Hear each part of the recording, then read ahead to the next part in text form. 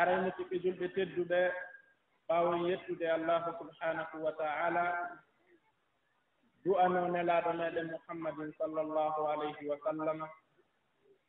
neliraaɓe yurmeende wonande ɗeeɗo mofte yurmeende nde ndelda ɗen du'ano yimɓe bele bon maɓɓe du'ano wondiɓɓe maɓɓe ɓe Allah suɓinoo sutti e nder yimɓe fewndinooɓen on suma yo wonu wondiɓɓe nelaaɗo makko on badi adi bada fa innakum sami'tum al-unwana al-muzafzafa ila masami'ikum hawla al-ilmi wa talabu al-ilm فالعلم عظيم شأنه وعير قعره تبادل عليه قلوب خلق الله سلفا وخلفا في البحث عنه والفحص عن حقيقته وتصوير صوره والوقوف على مكامنه on nani musidɓe julɓe wonde yewtere nde yewteten nden ɗo koko wi'ete kon gandal ko wi'ete ɗaɓɓugol gandal gandal ko huunde mawnde fiyaake mayre on no mawni feƴƴuɓe e fewndiiɓe ɓe fof maɓɓe ɓe tippiri ɓe doolii wonkiiji maɓɓe e ɓerɗe maɓɓe ɓe etike ɓe tampani digii daragol e haqiiqa gandal ngal e anndugol ko soomii e ndeer gandal ngal e anndugol ko laawi honɗi rewetee haa yottoyee e gandal ngal e anndugol ko ɓuri raɓɓiɗude e laawi yottoyteeɗi e gandal ngal yottinayɗi e gandal ngal ɓay ngurdan ɗan no fanɗi gandal ngal no ɗuuɗi ɗum noon haray e etagol joomiraaɓe gande ɓen yeetagol en ko honɗum wiyetee gandal e etagol joomiraaɓe gande ɓen mbaadinalngol en kene goo mbaadi ndi wa'ata wasi ɗen sutii ko honɗum woni gandal ko honno gandal wayi ko honno gandal sifoyi ko honto gandal ngal woni wonande tageefo ngoo e etagol joomiraaɓe gandal ɓen digiyen falto konngol raɓɓiɗungol pat moftungol e kalte tati pet harfere aynu nden e harfere laamu nden e harfere miimu nden kono joomiraaɓe gande ɓen e ɗuuɗude konngol ngol e raɓɓiɗude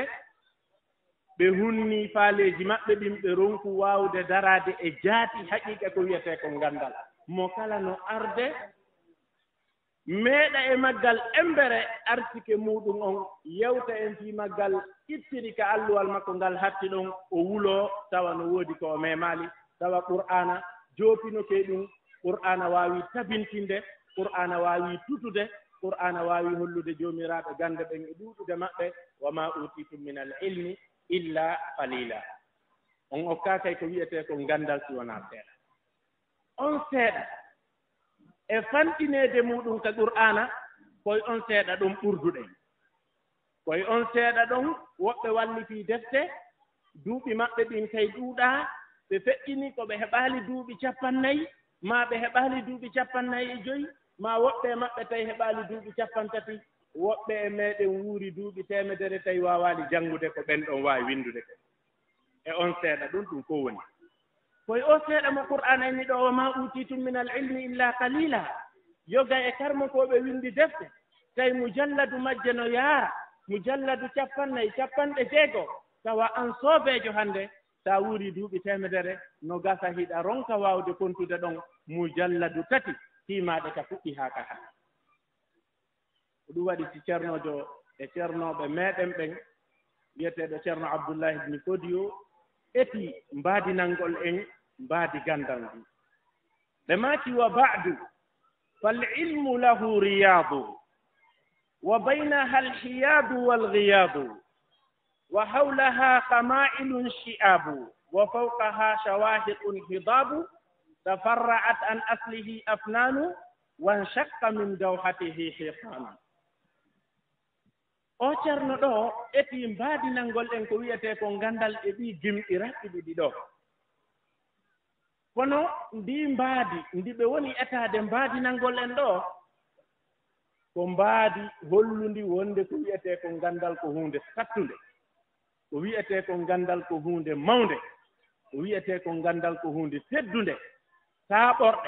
taaɓorteeɗe ɗen haa hewtoyee ka ngal won ɗon taway ko taaɓorɗe ɗe tawata wonkii tedduki no jokkitii, himme mawnuɗo no jokkitii, wonkiiki hulataa tampere, wonkiiki hulataa yangi, wonkiiki yiɗaa fowtere no wonti ɓaawo ɗeeɗoo taaɓirɗe digi yo ɗe yottoyo e ko wi'eteeɗoo ganndal ngal o ceerno mawɗo woni en sifanaade o inna wa ba'du ɓaawo hunoode nde mi waɗi nden fal ilmu ko wiyetee ko ganndal lahu riyadu. Ganndal no mari beeli ko konngol moftungol ko wiyetee kon weendu, ko nokkuure dempiɗunde nde tawata ndiyan no dewa e hoore muɗum wiyetee weendu, luggi maa ronki luggude. Ganndal ngal ko beeli ɗuuɗuɗi, tawa no hakkunde ɗin beeli jooloy wa baynaha alhiyadu walghiyadu, tawa koye beeloy gokkoy no heewi tew ndiyan, gokkoy no ɓeeɓiti seeɗa, gokkoy hiɗa soynaade e makkoy ko wi'etee kon merere ko hoddata jommum miijoɗaa ndiyan no e muɗum si a ari haa hewtii ron ka tawde ndiyan. Gokkoy e makkoy jooli goo ko lugguɗi, ndiyan no heewi e majji si a arii a teñƴinii dow a miijoto luggaa so a uttike a luttay ley. wa baynaha alhiyadu walghiyadu wa hawlaha kama'ilun shi'abu, tawa ɗin beeli ɗi ceerno on faala en maandinande wonde ko kanji woni ganndal, ɗi woni hakkunde muɗum jooloy e beeloy togosoy e jooli njani, tawa no hakkunde majji kadi pelle e pitaaji, tawa pelle no baŋnge beeli ɗin, pitaaji kadi no baŋnge beeli ɗin, tawa pitaaji ɗin no wondi e gulle. Anndu an o neɗɗanke e ndi mbaadi ndi ceerno Abdoullahi sifi ɗo ko ɗo woni ka sutiɗaa. ɗii jooli e koye beeloy togosoy e ɗii fooseeji e ɗee pelle e ɗii pitaaji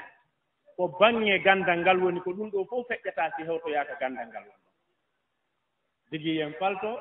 sahaa ɓurɗe yottoroyɗen ka ganndal ngal won ɗon wonaa hoyde. mawɓe men ngoo kadi no yeytaade mbaadi go'o digi yen falto ko ɗum wiyetee ganndal. mbaadi wonndi waawati ɗen sutii. on tini si miijo haqqille eggaama wattaama e mbaadi ndi seediɗaa, a waaway faltaade e mbaadi ndin woɗɗugol huunde nden e welugol mayre e ɓattagol mayre e woɗɗugol mayre e mettugol fii mayre. ceerno ali maati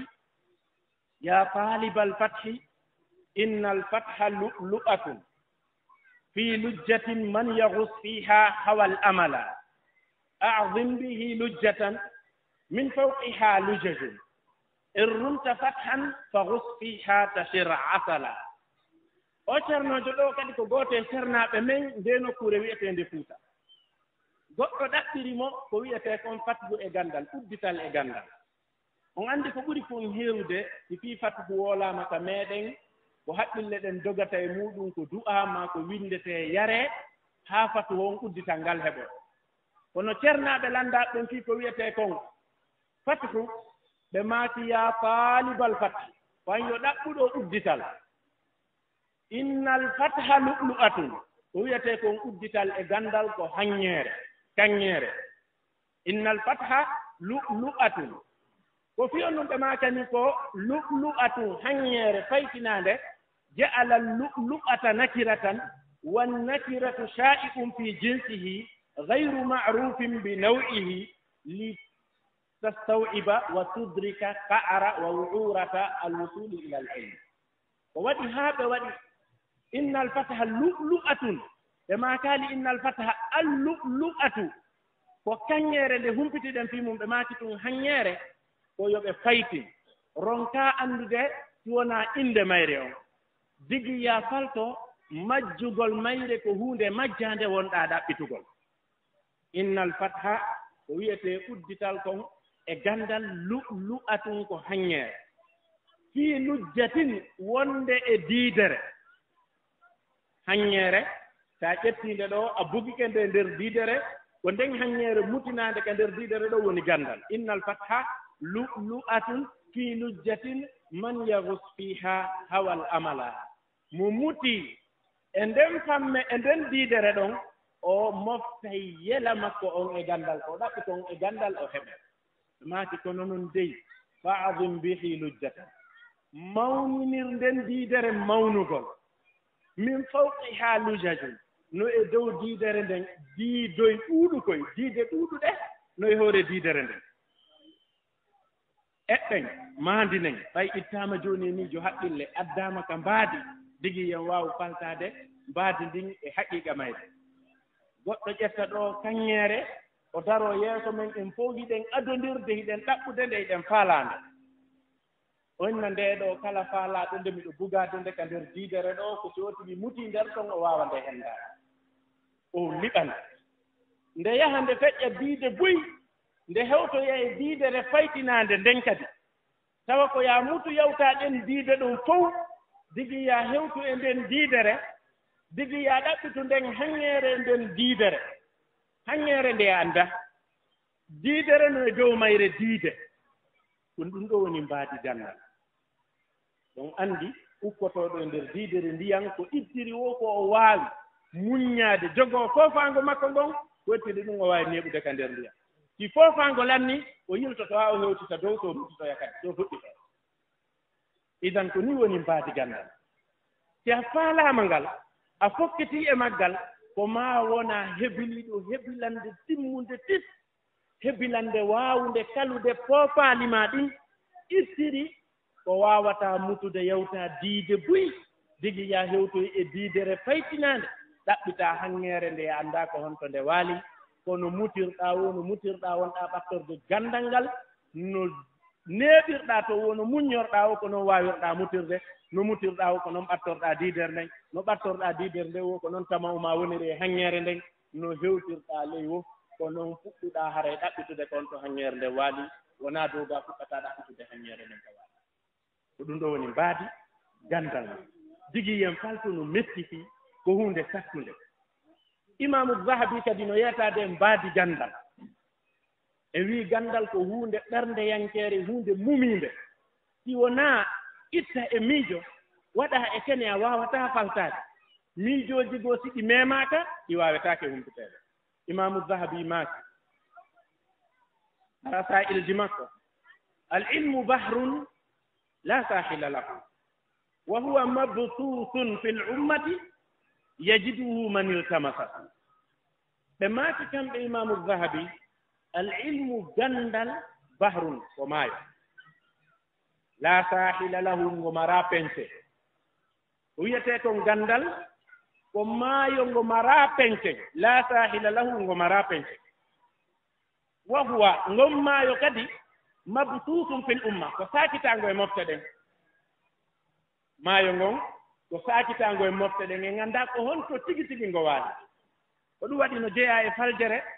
waɗugol leyɗeele ɗen gandal miijagol si goɗɗo hewtoyaali e leydi kaariiɗi o heɓataa gandal ɗum ko faljere wahuwa ko woni gandal kon bahru mo inni e ngon al ilmu bahrun la saahila lahu wahuwa mabsuusun fil umma no saakaa e mofte ɗen fof e nganndaa ko honto waalori tigi tigi yajiduhu heɓay o bahru ɗo manil tamasahu mo ɗaɓɓitiima ɗum ɗo fof ko huunde tindinayde mettugol fii e sattugol te nanno tu wonde ko maayo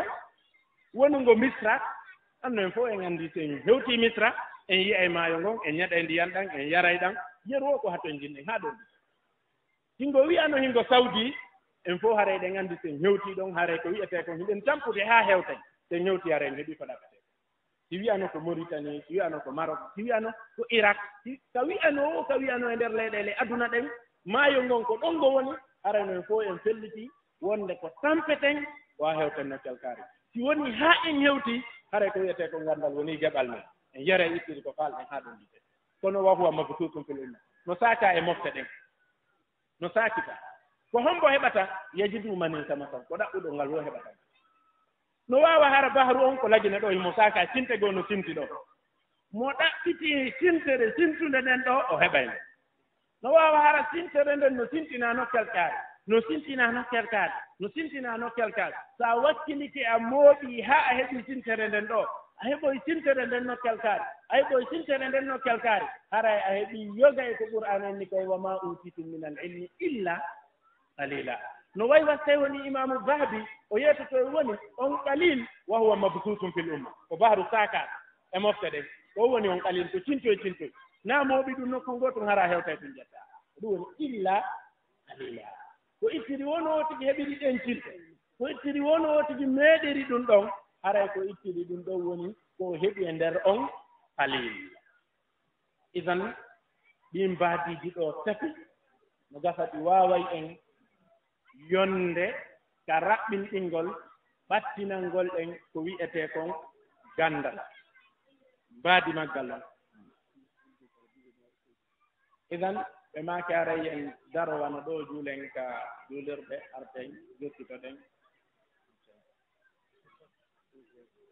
aray juulirɗe ɗon jamano wayla ko juulirɗen tan wawi jam ko juulata après arte ara yewden ɗen e yiyen fuɗɗinde tum ayen continue ayen muutaki taw donc ara jamano sora ɓaawa ɗum noon senta ko gaɗa aren to gaaki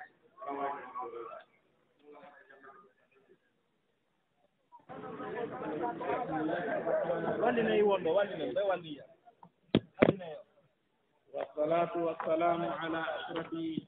خلق الله محمد بن عبد الله وعلى آله وأصحابه وسلم تسليما كثيرا وبعد أري أو كسفي دنكم غندنغال mbaadiji ko ɓe ceernooɓe mbaadinani en kon ko honɗum woni ganndal ko honno ganndal wa'ani hite annduɗen e sifaaɗo on wonaa huunde welde fii wonaa huunde weeɓunde ganndal ngal annduɗen e nder ko sifana ɗen kon ɗo wonaa huunde weeɓitiinde tawa faalaaɗo o ƴetteende e ɗi mbaadiji tati mbaadindi cheikh abdoullahi sifani en ndin e mbaadindi cheikh ali sifi ndin e mbaadindi imamu zahabi sifi ndin ɗiɗo mbaadiji tati holli en ko wiyetee ko ganndal ko huunde mettunde fii ko huunde suuɗiinde ko huunde mariinde ko ɗum ɗo waɗi haa karmotoɓɓen ɓe waawaali heɓude humpitande sewnde e ko wiyetee ko ganndal ay ko wiyeten kon at-ta'rif al-jami'u al-mani'u lil ilm ta'rif humpituɗo en kon ɗum woni haqiiqa ganndal tawa no sewi no jaɓindi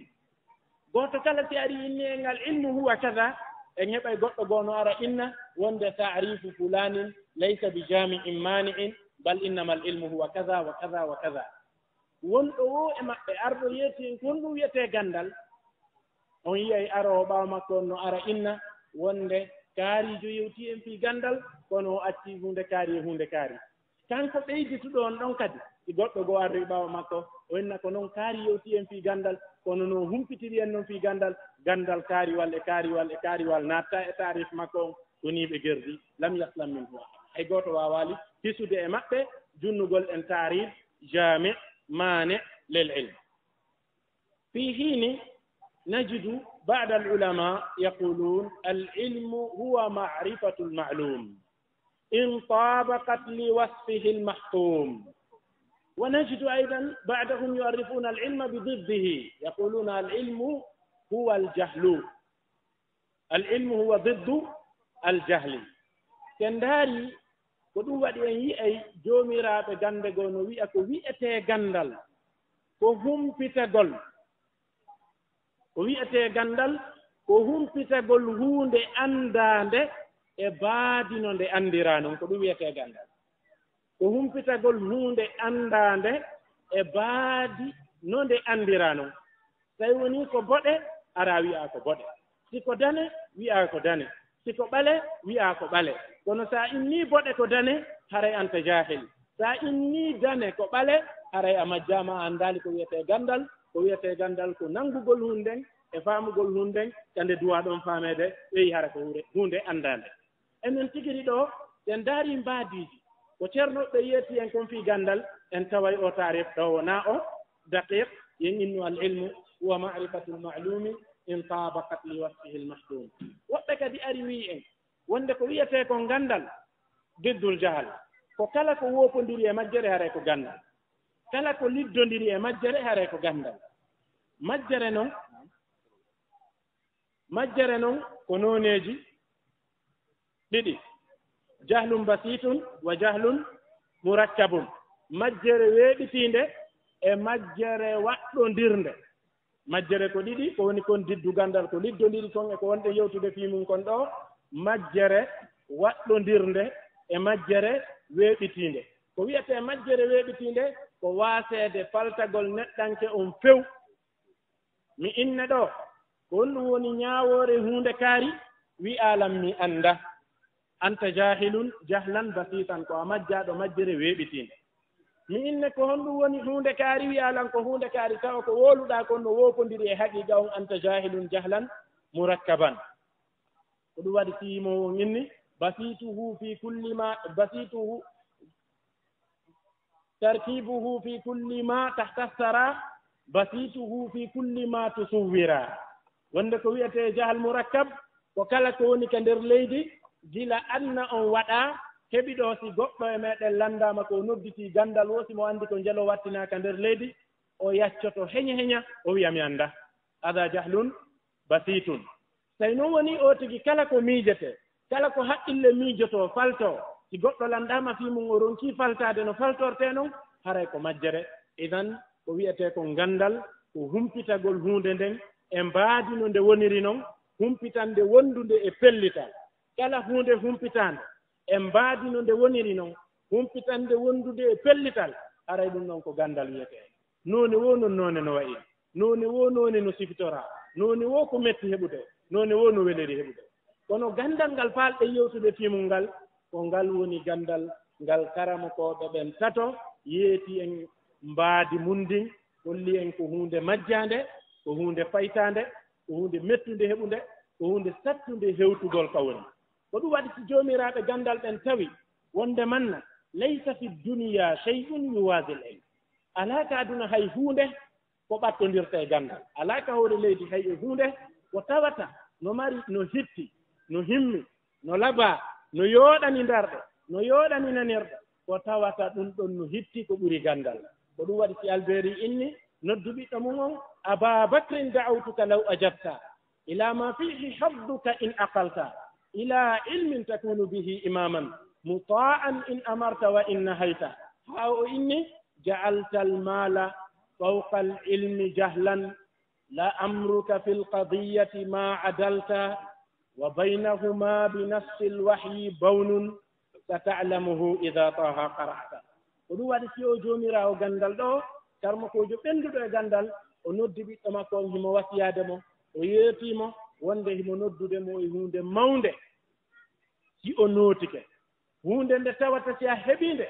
a wonay ɗoftaaɗo a wonay ñentinteeɗo a wonay ñembeteeɗo a wonay yinnaaɗo ɓerɗe jama on tawi a siftorii jikku moƴƴo a huutorii ko woni koñe makko haa o feloyimo o inni mo rentagol makko e woɗɗitagol makko e ɗaɓɓugol ganndal ngal ko waɗugol makko aduna on e hoore ganndal ngal a waɗii jawdi ndin e hoore ganndal ngal ka majjere ja'alta almala fawqa alilmi jahlan la amruka fi lqadiyati ma adalta wo o woondiri taguɗo ngurdal neɗɗanke on kala waɗɗo jawdi e hoore ganndal haray o nunɗaali ka ñaawoore kono noon sata'lamuhu ida taha qara'ta sa janngi suratu taha a waaway faltaade wonde ko wiyetee ko ganndal ko huunde hittunde ɓuri piiji ɗin fof ko waɗi noon nelaaɗo meeɗen muhammadin sallllahu alayhi wa sallam ko ɓe okkaaɓe ɗaɓɓi ɓeydaari wo ko ganndal tawa ɗaɓɓugol maɓɓe ɓeydaari ngol kadi naa ko iwri e maɓɓe ko yamiroore allah yankeele qul rabbi zidni ilma wi'u joomi an ɓeydana nganndal. qala ahlul ilm fi tafsiri hadihi al aya لماذا اختار الله سبحانه وتعالى كلمة الرب ولم يختر صفة أخرى ولا اسما آخر على هذا الاسم؟ فإن كفيون ودي في الله سبحانه وتعالى أن سبي كفيون ودي في الله سبحانه وتعالى أن سبي كونغول رب قل ويو يا محمد ربي زدني علما وسباكي إندغو أولونتينيري دو جوميرات غاندو بن إني وتود الرب مشتق غاية اشتقاقه من التربية وتود كونغو الرب لفو حتى دكانغول أوشا دونغال يتا ko e needi ko e ne'ugol ko e ne'itagol holli gandal ngal nelaaɗo ɗaɓɓiri gandal ngal Allah ɗaɓɓiri nelaaɗo ngal yo o toro Allah ɓeydaneede ko gandal wondungal ngal e tarbiya ko gandal wondungal ngal e needi ko ɗum waɗi so inni rabbi o innaali ya Allah o wiyaali ya rahim o wiyaali ya rahman o ƴetti konngol ngol tata ko ngol ɗuucaa ko e needi e ne'ugol zidni ilma an sifitorɗo ne'ugol ɓeydanan ko wiyetee gandal cindondirngal e ko wiyetee kon needi. idan musidɓe julɓe tedduɓe ko wiyetee ɗo gandal ko huunde mawnde ko ɗum waɗi si gooto e karmakoɓe ɓen wi'i wonde manna man arada duniya fa alayhi bil ilm wa man arada al akhira fa alayhi bil ilm wa man aradahuma ma'a fa alayhi bil ilm. wa qala akhar inna hajata al insani ila al hayat huwa hajatuhu ila al ilm بقاء نفسه بالحياة وبقاء نفسه بالعلم وبقاء حياته بالعلم. جومي راو غندال بو إني مفالا ما كويتكم أدنى وما أحب كويتكم غندال مفالا ما كويتكم لاخرة وما أحب كويتكم غندال مفالا ما رندو دي يوانا سوكيو ما كوهب دي فوق وما أحب كويتكم غندال. أما جعلوا هذا حديثا مسندا إلى النبي صلى الله عليه وسلم فلم يصح بأية طريقة من طرق الحديث ولم يستقر صحة عند أهل هذا الشأن. أما توغو ديدو يوتري نلادو إن نلادو ماكي من أراد الدنيا فعليه بالعلم سلا دمبغول نلادو ونسلي حكمة للحكماء وقولة للعلماء نسلي ودغول ميجو حق اللي بندو ده إيودة إجومي رابي حق الله جبين كونغول سلونغول إتانغول إجومي رابي ganda ɗen wonde aduna heɓota ko ɓaawo gandal laafara heɓota ko ɓaawo gandal ɗi ɗiɗi noon kadi siɗi heɓoto ko ma gandal ayɗi heɓota ko kanji ɗiɗi kadi e ɓaawo gandal. karmo kojo goo inni ka yetagol ɗon ɓure ngal ɗo gandal haa jooni o wii en wonde manna neɗɗanke on no haton jinni e ngurdam no o haton jinniri noon e gandal ngurdam makko ɗan o wata wonde ɓaawo ngurdam wano woniri ngurdam ɗan wata heɓade ɓaawo gandal.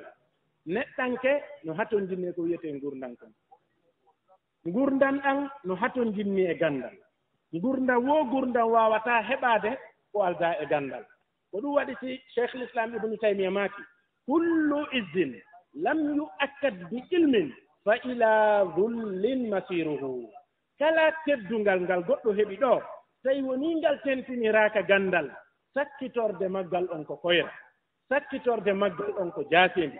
sakkitorde maggal on ko huccinaneede gite sakkitorde maggal on ko huccinaneede ɓabbe jama on hucce tawa ɓe fewta e ma ɓay ko woni wo ko woni ko fodde hiɗa jogii e piiji hedditiɗɗin ñannde tawi a wasama ɗi a jogaaki ɗi yimɓe ɓen innayi taari ko ɗo yeeyaynoo taari ko ɗo waɗaynoo goɗɗum taari ko marnooɗo amma al ilm lam nasmaa qattu yuqaalu kana fulanan alima kana fulanun alima en nanaali no wiye kaarijo ari ko gandal ayi ɓaawo ko woni kon gando o wonti majjuɗo hada lam yusma. kono hiɗen nana ngalo kaarijo waasi hiɗen nana marɗo haqqille kaarijo peetu hiɗen nana ko nandite sifa ɗiɗo konnguɗi ɗuuɗuɗi ne'inooɗo bewi kono janngunooɗo majji la en nanaali ko si satti haa satti woodama a taway ko angal huutorgol gandal ngal wonaa gandal ngal mehaa ko huutorgol ngal o mehaa o hanndi e siforeede majjere bal o hannde e siforeede ko ɓuri kaanude majjere. idan en yewtii mbaadiiji gandal en yewtii ɓure ko yowondiri e gandal amma hadisaji arɗi tindingol fii ɓure gandal e ayeje qur'ana arɗe tindingol fii ɓure gandal ko piiji ɗi tawata e yondinoraygay jantagol ɗi ɗo qur'ana mawɗo mo janngeten tuma wotuma yondinoren gay jantagol hadisaji ɗin ɗuuɗugol nanugal en hadisaji ɗin no fille ka kutubaji e ka waajuuji ko wano noon kadi e yondinora e jantagol ɗi jantagol deftere nde yultotoɗen e mum jami'u bayani fadle l ilm libni abdulbar almaliki rahmatullahi alayh ara mo ruttike nde ɗo deftere ma al ilmu wa fadluh ma ahkamu l ilm ɗeɗo defte fof kala ruttiɗo e majje o daroto e hadisaji yonuɗi ɗi tawata ɗi e yondinorto gay majji jantagol ɓure ko janta kon ka hadisaji e gere ɗaɓɓere gandal naaten e mawdu on ko wiyete kon talabu hatha l ilm alladi wasafnahu bi hadihi l azama naaten e sifagol ɗaɓɓugol ngal gandal ngal joomiraɓe ganda ɓe maandinani en baadinani en weeɓitani en holli en ko hunde mawde holli en ko hunde teddunde holli en ko hunde sattunde holli en ko hunde nde tawata neɗɗanke no woniri noon o wata wonde ɓaawo gurdan wano noon gurdan ɗam wawata wonde ɓaawo gandal udditoren yewtere nden konngol ngol allah subhanahu wa ta'ala inni wallahu akhrajakum min butuni ummahatikum la ta'lamuna shay'a wa ja'ala lakum as-sam'a wal absara wal af'ida qur'ana inni wallahu allah akhrajakum min butuni ummahatikum allah yaltini on ka rengaji neniraɓe moɗon ɓen ka tege maɓɓe la ta'lamuna shay'a tanga o yaltinta on tawi hay hunde o nanda al aslu fi l insan al jahl al aslu fi l insan adamu ma'rifati ayi shay ko woni asli e neɗɗanke e konngol e yewtere allah e konngol allah ka qur'ana wonde man na neɗɗanke on asli makko on ko hay hunde o anda la ta'lamuna shay hay hunde o anda ko miran laaɓuɗo ko miran yeewuɗo hay tus ala nda nde tawno noon neɗɗanke on so yaltinama ka renga yumma makko tawa ko neɗɗo yeewuɗo gay ko wiyete ko ngandal hay hunde o anda la ta'lamuna shay'a nakiratun fi siyaqin nafi yufidu l umum karmo ko ɗen inni si hunde faytinama e bangal e soggande riwugol ko nafata ko huuɓugol ay shay'an hay hunde sellanta goɗɗo men kayna o oye taw jibina tawi mo andi hunde kaari mo andi muynugol mo andi kay ndu ndu woniri mo andi hunde kaari mo andi hunde kaari boobo ko woni janngata wo ko muynugol so ɓannaka le o muynata la qur'ana sadaqa al qur'anu wa sadaqa allahu wallahu akhrajakum min butuni ummahatikum la ta'lamuna shay'a hay hunde o anda jomiraɓe gande ɓen inni idan kayfa naktasibu hada l wonno faggitorten ngal gandal ngal tawata en yaltinaka teege neniraɓe meɗen ɓen hay hunde ganda ɓe inni allah no daɗɗande gandal ngal yeeto en ko aalaji honɗi e honɗi heɓirten gandal o holli wa ja'ala lakum as-sam'a wal absara wal afida ɓaawo o yaltini neɗɗanke on ka renga yumma makko hay hunde o anda allah janti aalaji tati ɓurɗi hittude e neɗɗanke ɓurɗi mawnude e neɗɗanke ɓurɗi mawnude e nder tere neɗɗanke ɗen kala ko mawni e makko si o yeeboto ko ɗiɗo tati yeeboto si o majjay ko ɗiɗo tati majjata so o heeferɗay ko ɗiɗo tati uddete qur'ana inni wa ja'ala lakum sam'a o waɗani on nanere tawi qur'ana ko adu to yewtude ɓaawo yaltugol men ka rengaji neniraɓe meɗen ɓen o tabintinanayi majjere o addoto jantade ko aala e aalaji ɓurɗi himmude ɗin e ganda assam o waɗani on nanere ja'ala lakum as-sam'a o waɗani on nanere wa ahlu tibbi huna ittafaqu ala anna al-janina al-mawluda yasma'u qabla an yara wa yara qabla an yaqila yimɓe alluje ñawndugol ɗen kamɓe kadi ɓe taski ɓe ndaari ɓe tawi boobo si jibinama o nanayi ko adi o yiide o yi'ay ko adi o heɓude haqqille woɓɓe ko ɗum waɗi ɓe inni no jeeya e hikma ko yamirira noddingol ka noppi e darnugol ka noppi wa in kana fil hadisi chey ay so tawino e hadisaji jolɗi ɗin ka noddingol e ka darnugol e noppi boobo goɗɗum nder ton ko haɗata hujjinorgol ɗi kene ɓe inni ko li annahu yasma'u qabla an yara ko ɓay ko ada waɗede makko ko nanirɗe ɗen ko ɗum waɗi si wi'a yo on nanine yo taw hara ko adete e huwede makko ko naninede idan jala lakum sam'a anden daɗɗudi araniri ndin ka gandal ko ko wiyeteɗon nanirɗe ɗen i neɗɗanke yeebiɗe yo anndu hara o yeebi geɓal ɓurgal ngal monde geɓe faggitorɗe gandal ɗe si wi'ama kaari nanata haray o wasama geɓal ɓurgal ngal mawnude geɓe gandal ɗe simo yiɗi o innay o wasama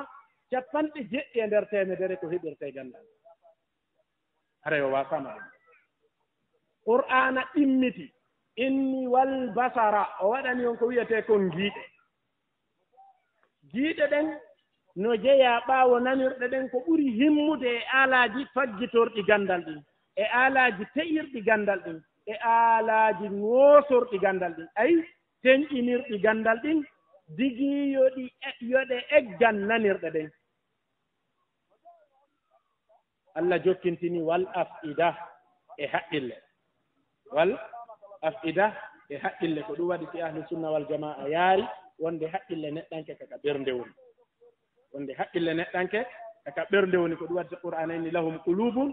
la yaqiluna biha wal afida e haqqille ay boobo o nanay si o yi'a si o heɓa haqqille ɗiɗo alaaji wa sammata latifatun tarifatun yusra ilayhi sam'u wa tusaddu laha rihal noye jantagol ɗi alaaji tati ɗo funeeji gandal sewɗi hebilanteeɗi jooɓa fii ko ɗi ɗaɓɓiroye ko ko woni ɗo ko ɗaɓɓiroye qala ba'du ahli l ilm mimma yadullu ala fadli sahabati alayna annahum jama'u hadihi l alati lsalasa fi ltalaqi fanahnu infaradna bisintain wa jama'u lsalasa wa ma'lumun mantiqiyan أن الجامع ثلاثة الآلات أقوى إدراكا وفهما من المنفرد بالسنتين يوكي جوميرا غاندي إني نو جيا إكو هولا تاوندي صحابة نو ɓuri en andal no ɓuri en faamu no ɓuri en ɓendude gandal wonde kamɓe ɓe moftiɗi ɗo alaji ta ayanu nabiɗo seedinela wa sami'u minhu ɓe nanirimo wa aqalu ma qal ɓe faami ko o maati ko enen sami'na nanuɗen ko yewte wo e hadis nelaɗo ko haddathana akhbarani ko ɗum ɗo nanirɗe ɗum fof seediɗen jannguɗen kono yi'ugol ɓe ngol nanuɗen faamuɗen kono yi'ugol ɓe ngol en tinaali ɓe ɓuri en ɗo faamu ɗum waɗi qa'idatun aqadiyatun fiqhiyatun usuliyatun ida ikhtalafa fahmu salafi bi fahmi lkhalafi farra'yu lissalafi la lilkhalafi si faamu feƴƴuɓe moƴƴuɓe luutondiri e faamu sakkitiɗɗen ko ƴettete kon ko woni konngol kon ko feƴƴuɓe woli kon sahabaɓen e taabiina si luutondiri konngol ngol ko konngol sahabaɓen li annahum jama'ul alat assalasa ɓe mooɓi alaaji ɗin tati taabiina en ko weddori ko alaaji ɗiɗi ɓe nanu ɗum ɓe faami ɓeya nanu yiɗi faami idan ɓe julɓe ɗiɗo alaaji tati ko ɗiɗo woni daɗɗude gandal ɗin kala e meɗen landiɗo faalaɗo landade wonɗo miijade ko honɗum gandal heɓirte na ko honno ngal heɓirte de ko honɗum gandal heɓirte ko honɗum e honɗum gandal ɗaɓɓirte yo anndu Allah no tuti e makko ko ngal ɗaɓɓirte kon mo waɗani mo nanirɗe mo waɗani mo giiɗe mo waɗani mo haqqille ayi ɓerde faama si ɗiɗo tati no e neɗɗanke haray o mara nganto e hella ɗaɓɓugol gandal fii hon ɗum imamu Zahabi yetinoke gandal ngal huwa bahrun la sahila lahu wa huwa mabsuutu no saaka fil ummati ka makko ayi amara hujja wi'ugol mi heɓaali feere yahugol to e leydi kaariri mi janngoya li annahu mabsuut la tadri ayna koy tawno eɗen annduno ko honto bi dastingal wonno ara eno eɗen mari ngan to enen mi heɓaali feere yahugol kono mbaadi araniri ndin holli en ko riyaaku ko nakira ko faytinaaɗo mbaadi ɗiɗaɓiri ndin holli en ko lu'lu'atun ko hanŋeere faytinaande mbaadi tataɓiri ndin holli en ko bahrun la sahila lahu wa huwa mabsuutum fil umma no saaka e mofta ɗen mono jogii ɗiɗo alaaji tati hara yo anndu wonde manna Allah no timmini hujja e hoore makko so ɗaɓɓaali gandal wonde ko hasbeteeɗo landiteteeɗo fi ɗiɗo alaaji tawi ko ɗiɗo ɓuri himmude e neɗɗan he ferɗuɓe ɓen fof ko ɗiɗo alaaji tati ɓe ronki tanggaade ko ɗiɗo alaaji tati ɓe ronki heɓɓaade inna alladina kafaru sawa'un alayhim a anzartahum am lam tundirhum la yuminun fiyon ɗum katama allahu ala qulubihim wa ala sam'ihim wa ala absarihim ɗiɗo tati ɓe toon si a yeebi ɗiɗo an neɗɗanka a yeebiri ɗe nanirɗe jentagol ko harmi a yeebiri ɗe giiɗe ndaarugol ko harmi a yeebiri nde ɓernde miñjitagol e ko mara batte e ko nafata haray ya anndu ko an yeebi alaaji ɗaɓɓirdi gandal si a yeebiɗi noon haa ɗi sotike tawi kalla bal rana ala qulubihim ma kanu yaktibun haray si ngal naataali wata innu mi annda ko hadi mi heɓa gandal nayew sokata ɓernde nayew sokata nanirɗe nayew sokata jiiɗe ko sokata ɗiɗo piiji wo ko geddi e bonki sokata ɗiɗo so si ɗi woncitama tun e mbaadi ka Allah wi ɗo wata ɗi woncite ɗi sokot amma nayew ngun sokataɗe ibnu hasm fuɗɗade janngude fiɓu o emo jogii duuɓi 40 o woni madhabu min al madahib aw ahya madhab al zahiriya heɓugol makko 40 lorno ɗiɗo tawde kadi noon ko woni sabu fuɗɗagol ngol ko hunde nde annduɗen ko naatugol makko ka juulirde o jooɗo goɗɗo inna mo immo juula darɗe ɗiɗi mo naati ka juulirde juula e darɗe ɗiɗi o immi o juuli ñande yahya bni yahya laysi feƴƴinno o ari tawi koye ɓaawalan fara o naati ka juulirde ɗum o habbiri goɗɗo malikiyankejo ari wimo yeyi komo wi juuletaake juuletaake ñande mi ara inno yo mimmo mi juula hannde mi ara wiyon juuletaake o mi janngay haa mi annda ko wii ñande yo juule hannde juuleta idan ɗiɗo alaaji tati ko ɗiɗo woni alaaji keɓirɗi gandal ko ɗiɗo alaaji woni te'irɗi gandal ɗaɓɓowo noon gandal ko honɗum duwa yooɓaade ado o naatude e maggal si Allah artikimo ɗiɗo alaaji tati aray ɗaɓɓowo gandal ne anndi e piiji tati ɗum ɗo qabla talabi mo anndi e piiji 6 fi talabi mo hatton jinni e piiji tati ko adi e soccondirde en mo hatton jinni e piiji 6 so soccondiri e maggal nde mo ɗaɓɓata linujisal kalimata ala hadihi niqab ɗe toɓɓe tigi ye raɓɓinɗinno e majje himo hatton jinni e ko wiyete kon atta halli ɓooragol hunde few mo hatton jinni e ɓooragol piiji tati sifitora hunde wootere nden ɗo wona daɗɗudi ndi himo hatton jinni e sifitorgol ko wiyete kon ihlas ihlasul amal lillah ikhlasul amali lillah ikhlasu talab لماذا الإخلاص لماذا يذكرون الإخلاص والنية شرطا من شروط طلب العلم كل وادي جوميراɓe gandaɓe no jantade laɓɓingol annuye on e moƴƴingol annuye on ɓe waɗa mo sarti e sartiji ɗaɓɓugol gandaɗo nam limaɗa li anna al ilma ibadatu wala tasihhu al ibadatu biduni niyya li qawlihi ta'ala wama umiru illa liyabudu llaha mukhlisina lahu ddin ko waɗi haa ɗum ɗo woni sarti e sartiji gandal ko ɓay gandal ngal ko dewal sellata ɓaawo annuye qur'ana inni ɓe yamiraka e defte tippiɗɗen fof si wonaa yo ɓe rewu Allah hara ko ɓe laɓɓinanɓe mo annuye on laɓɓinanɓe mo golle ɗen idan anniyatu shart imamu Sha'bi o maaki wallahi ta'ahudu niyati ashaddu indi min tahsili kulli al-ilm wattugol yiili annuye an on heɓɓitomo tuma wotuma moƴƴintinnamo laɓɓinanamo Allah no ɓuri lan sattande moɓugol kokugol gandal ngal fof ngal gandal koketengal noon fof jentoɗen mo kanko tigriwol ɗon mo inna alhadisu mi'atun wa ziyadat mi'atun wa nayfan ilma gandal ngal ilmul hadis ko fannuji 100 ko ɓuri law afna talibu umrahu fi jam'i fannin wahidin lamata qabla an yukmilahu si woni janngowo yeebi funsi gurdam makko ɗan e etagol kokugol noone goto e gande 100 hadis ɗen e ko fawi o maaye haraw timminaali gandal gootal ngal o ɗo wii en wonde heɓɓitagol annu yo no ɓuri mo sattande kokugol gandal ngal fof mooɓangal no kuuɗo idan a niyatu amru muhim niya ko huunde himmunde ko huunde hittunde wonno noon goɗɗo anndirta emo laɓɓini annuye gollal makko ko ñannde o ayniti hoore makko o lanndi hoore makko tawi o faalaakay ko woni ɗaɓɓude kon si wonaa Allah o faalaakay ko woni ɗaɓɓude kon si wonaa barjaari Allah o faalaaka ko woni ɗaɓɓude kon eno woni gerdude noon si wonaa aljanna amma weltingol kaari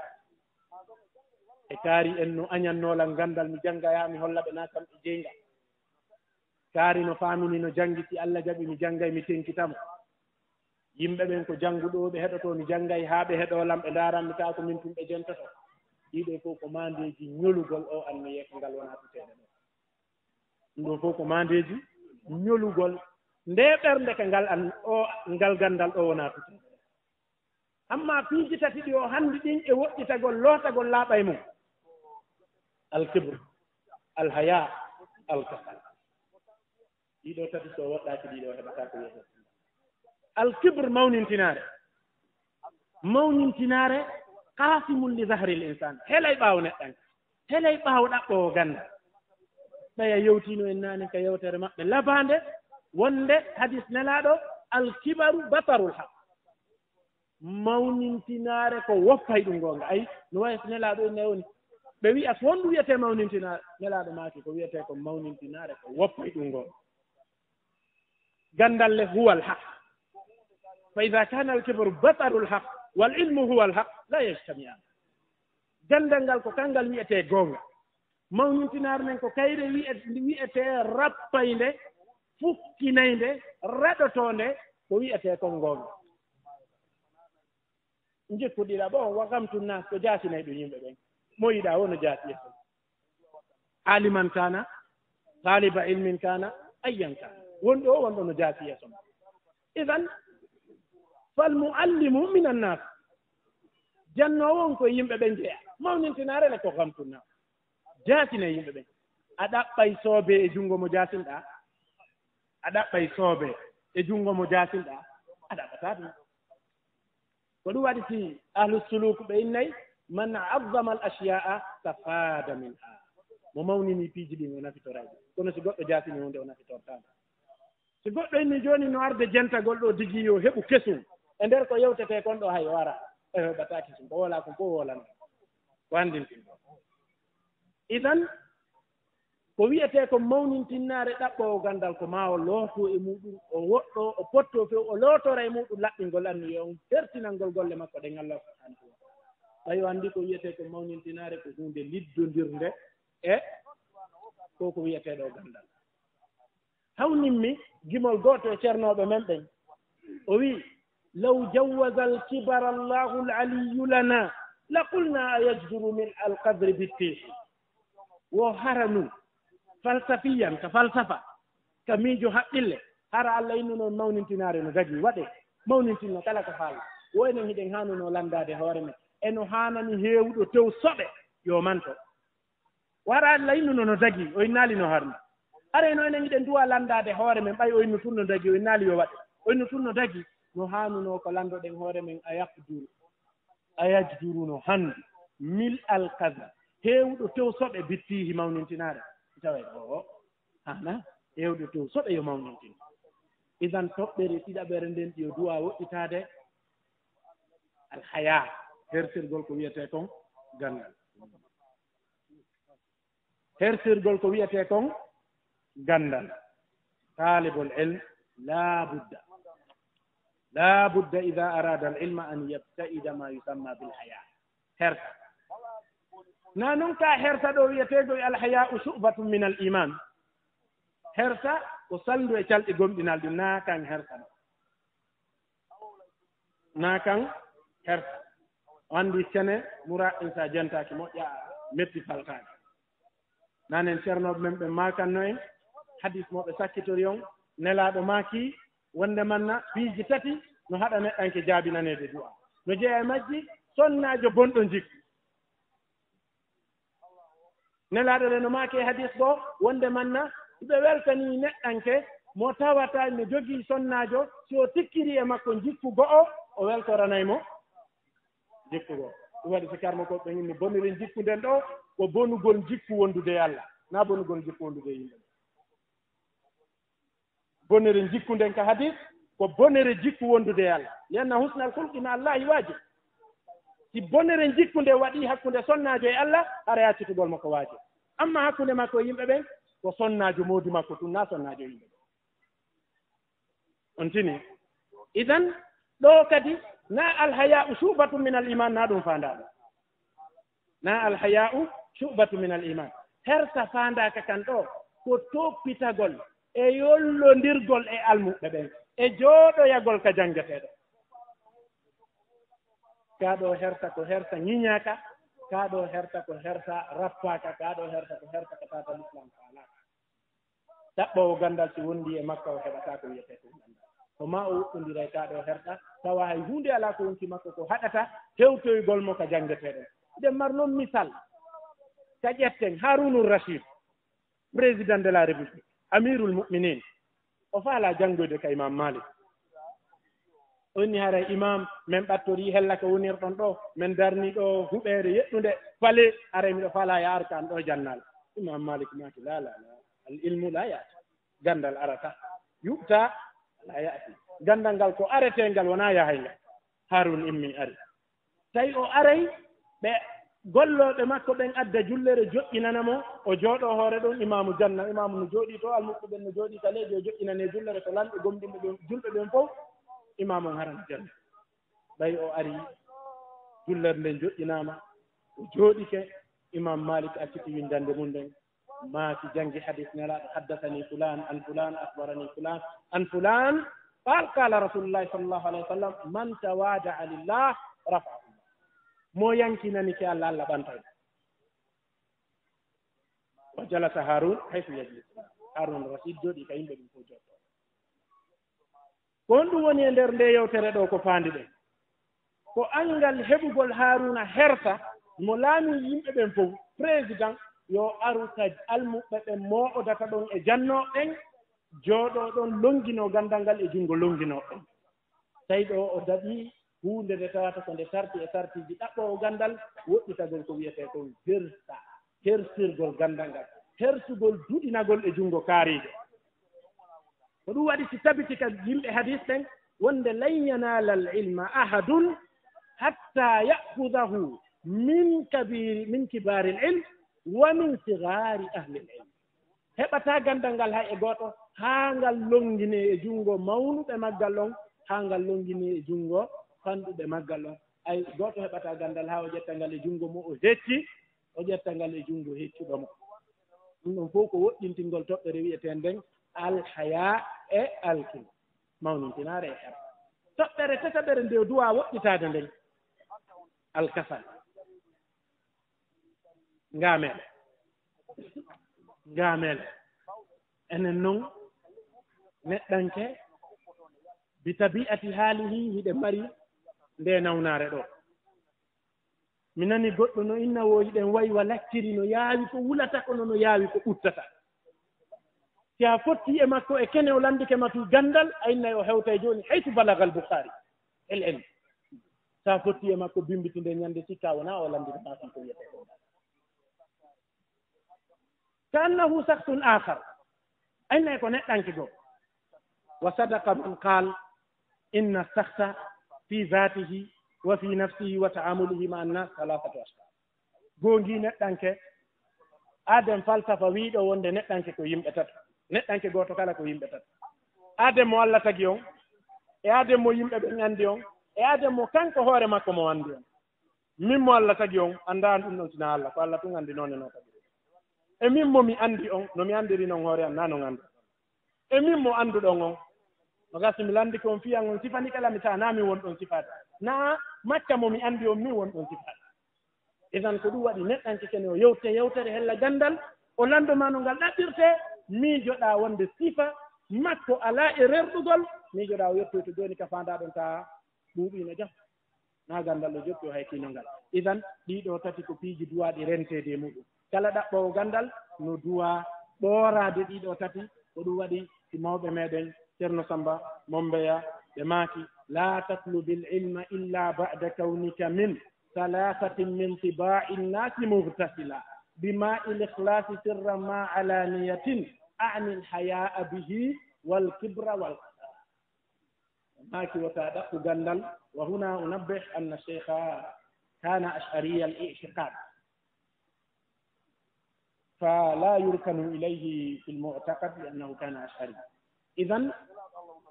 بمو بمنتو بماكي وتدقوا غندال سيونا باوند ووندا لوتي جنجيتو جتات لوتور بما الإخلاص ndiyal laɓɓingol anniyon a yara laɓɓini anniyon sirran ma alaniya kene dundo e maaki ɗin tati anil haya'a bihi hertirgol gandal ngal wal kibra e mawnintinagol gandal ngal wal kasala e amangol gandal ngal fa in tajannabtaha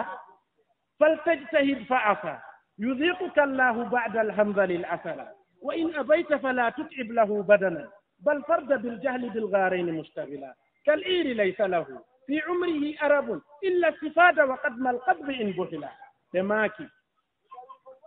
فإن تجنبتها ساوئتك ديتو تت يرسل غندال امونتنا نغونغال امام غونغال فلتجتهد تن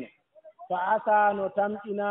يذيقك الله لألا ميدنت بعد الحمد لله هادون دابغول غندال الأصل نجوري كوني غندال أي هولي دو ما تامباسي فإن أبيت سأسألك نو أمون تنك ما أهرسي ما أعامي فلا تتعب له بدنا فتتمتنا غندنغال أن فالفرد بالجهل والتور مجرى بالغارين مشتغلا سغلرا هدى إندي ريدو إفارج سغلرا هدى إندي ريدو إفارج سأيني أسألي تادي دو تاتي هراي والتور